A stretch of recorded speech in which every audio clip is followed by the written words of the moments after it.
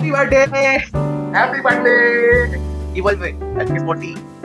এই দেখ ফোন আসতে ঠিক করে বাবা। এর জন্য না আমরা একটা কেক রেখেছিলাম, মানে কিনে এনেছিলাম দ্য সুগার অ্যান্ড স্পাইস থেকে। তো চলো এটা নিয়ে গিয়ে সেলিব্রেট।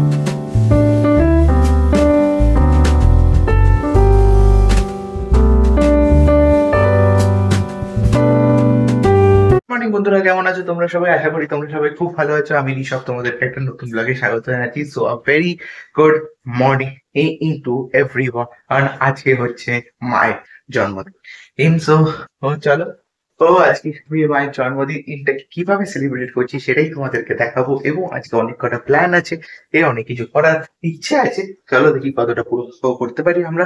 এবং সারপ্রাইজ তো আছেই। সো চলো দেখতে থাকো। এবং রকম ভাজা এখন হচ্ছে, আরো অনেক কিছু বাকি আছে এখনো। প্রায় হয়ে এসছে। আজকে রান্না করার বেশি আসেনি, তো দাদিকে এসব মানে এসব রান্না করতে হয়েছে। অ্যান্ড দাদি খুব ভালো রান্না করে, সেটা তাদেরকে বলিনি। কিন্তু দাদি কিন্তু খুব ভালো রান্না করে।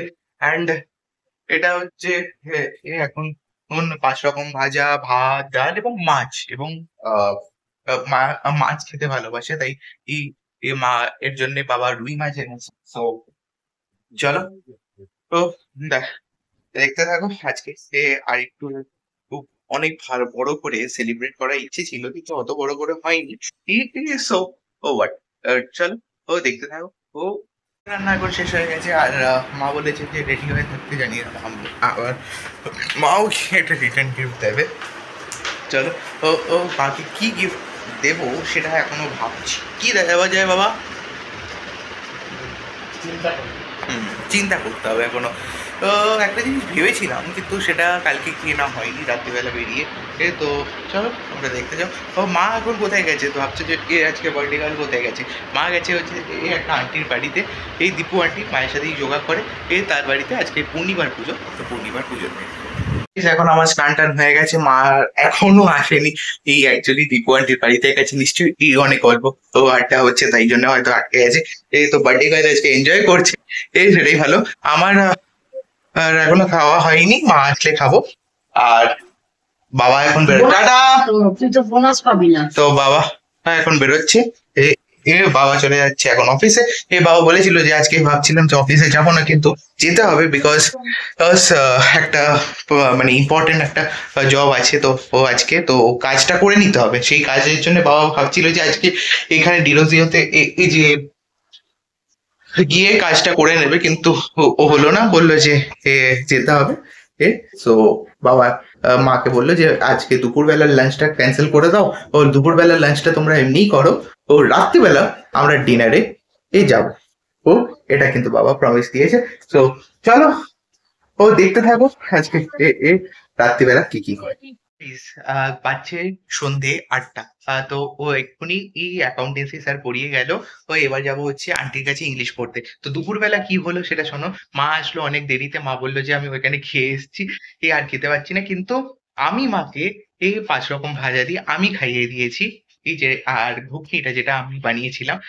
সো খুব ভালো হলো। এবং রাত্রিবেলা ডিসাইডেড হয়েছিল যে যাব, কিন্তু এখন মনে হয় না মায়ের আর ইচ্ছা করছে। সো জানি না। তো এখন আমি তাড়াতাড়ি রেডি হইনি, এসে তোমাদেরকে সব খুলে বলি। বাড়িতে চলে এসেছি। আর এখন রাত্রিবেলা আমরা খাবার আনিয়েছি। আর খাবার আছে সিম্পল, রুমালি রুটি, ডাল মাখানি আর garlic chicken.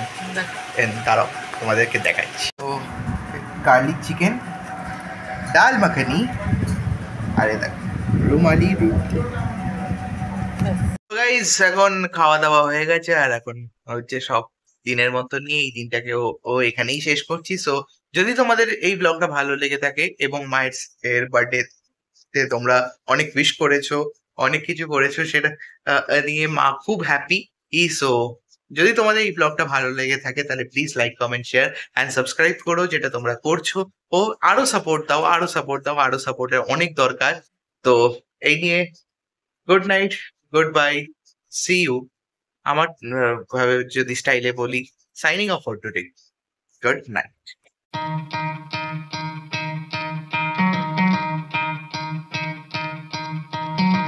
try to play, but you're never gonna be